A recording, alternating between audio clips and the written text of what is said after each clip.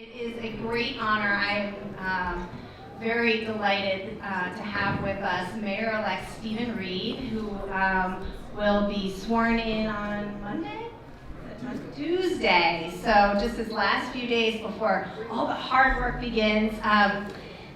Mayor-elect Stephen Reed's election got national attention, and I believe he had some pretty high-profile Democrats from across the country campaigning for him down here because he is the first African-American mayor of Montgomery. And we have asked him to come and speak a bit about that experience and his, the experience of leading this city at a time that we know it is transitioning. His election is certainly a reflection of that, as is, the very reasons we are here to attend the museum and memorial. We know that those historic landmarks have really transformed the city in a number of ways, bringing people from across the country to bear witness to these important landmarks. So without further ado, I'm happy to welcome Mayor-elect Stephen Reed.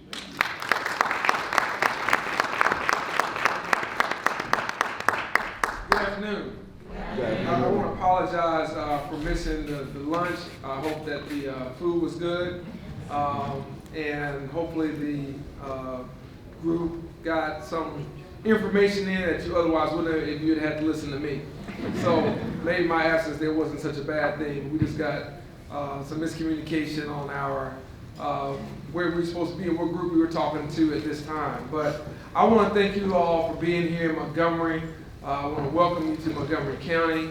I'm a county probate judge at this time and have been for the last 6+ years, where we've dealt with a number of issues ranging from the voluntary commitment process to voting and voter IDs in our election system. So we deal with a number of those things in the probate court, and to be a part of our government here is one that is trying to play a little catch up, one that's trying to meet society where it is right now. And that has not been the easiest task, but it's been a task that some of my fellow county commissioners and judges here are nonetheless trying to meet. I decided to leave the judiciary and run for an executive position because I thought that's where I could impact change the most. And it really wasn't about making history, anything of that nature, as much as it was just about where could we influence outcomes in the most positive way. And for me, that was from the position of mayor relative to that of probate judge. I want to say that, in Montgomery, we talk a lot about our history here. We talk about a lot of the civil rights leaders that we've had here, as well as the battles that have been fought on this soil. But civil rights is not just an Alabama issue. Criminal justice reform is not just an Alabama issue. It is a national issue. It's one that impacts our entire country, state by state, county by county, city by city. And we have to approach it as such. And I think that organizations such as this do very well, not only to talk and listen to people who've been impacted by our criminal justice system, in most cases very punitively and very harshly, but also how can we be more proactive in making sure that fewer and fewer youth fall through the cracks, that we catch some of the warning signs, that we catch some of the opportunities to make sure that they aren't going down the wrong path. And I think it's something that those of us who are leadership should always aspire to try to do, is how can we create a better and more positive impact on people who may be in various neighborhoods or may have various backgrounds. But what can we do, as opposed to just maintaining the status quo? What can we do to change it?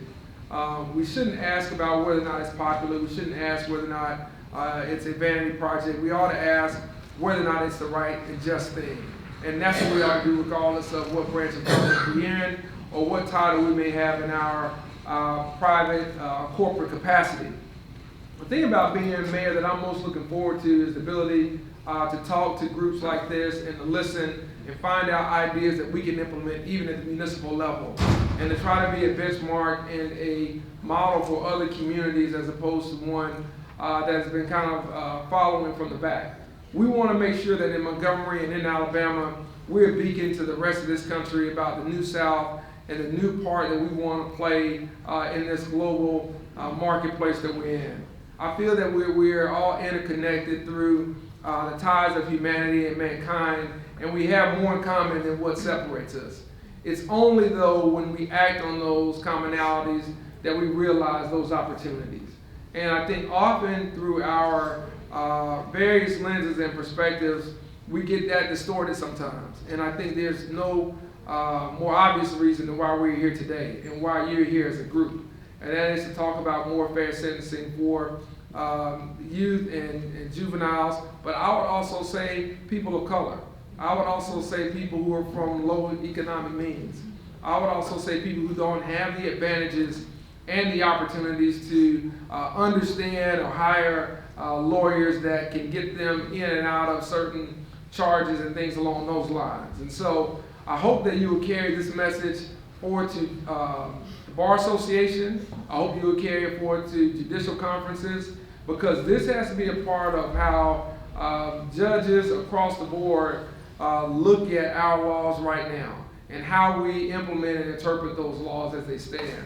And right now we're having a very serious challenge, if you will, with judicial appointments and those that are being made right now, the types of backgrounds that they have.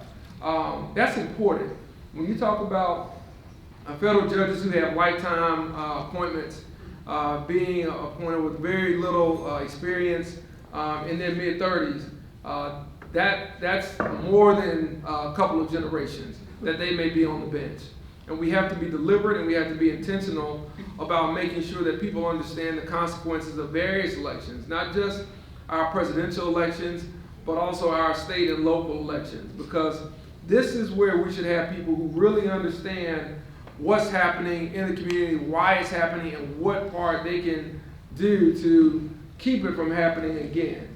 And so we want to learn from all of those things, whether we're in the executive branch or whether or not we're in the judicial branch of leadership or the legislative branch of leadership, what laws need to be written, what laws need to change, and what laws need to be eliminated.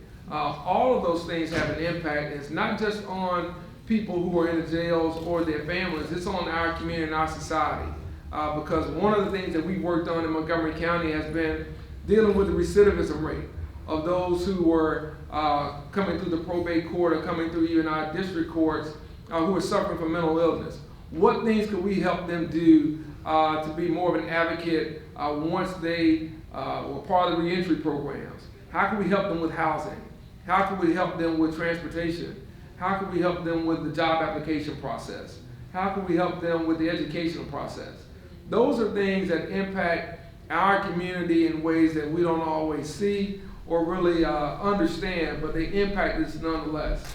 And we see that on the government side. Many of you may see that because you're active and you're involved in this fight. But we have to make sure that's really communicated across the board. And I think it's very important that regardless of what city you're from, regardless of what state you're from, regardless of what suburb you live in, that is something that you take back home with you. That some of the stories and some of the things that you'll hear here today are things that you will not only encapsulate, but those things that you will put into action. And so it's very important that on the local level in particular, as many of us are going into election cycles, that we keep these things on the forefront. It's important that we have corporate partners that understand the economic impact of this when we're looking at our workforce, when we're looking at people who really want to be able to give back to society and be independent in their own way. We have to make sure we are taking down some of those hurdles and some of those obstacles to make sure we're doing that. It's one thing to talk about faith, it's one thing to live it. And oftentimes what happens is we talk a lot about our faith, but we don't really live it as much when it comes to our action. And we have to make sure we're living these sermons that we want to tell people about. I don't believe that anyone should be burdened for their life by the worst mistake they've ever made. We all have a path to redemption. We just have to be willing to meet people where they are and be willing to listen and implement some of those opportunities. And so I just want to conclude by saying I thank you all for coming to Montgomery, Alabama. I hope you have a great stay. If you have not been to the Civil Rights Memorial, we just commemorated the 30th anniversary of that on Tuesday of this week. The Memorial for Peace and Justice is something that you should all be impacted by. If not, I'll be wondering about you. It is something that's very powerful. It tells the story of this country, not just Alabama, not just of the South, but it tells the story of this country and how this country has dealt at different times with people who didn't look like the majority, or people who didn't sound like the majority, or people who didn't live like the majority. And so we have to keep those things in mind as we listen and as we deal with things in a modern day context of how we make sure some of those things don't continue to happen in our society going forward.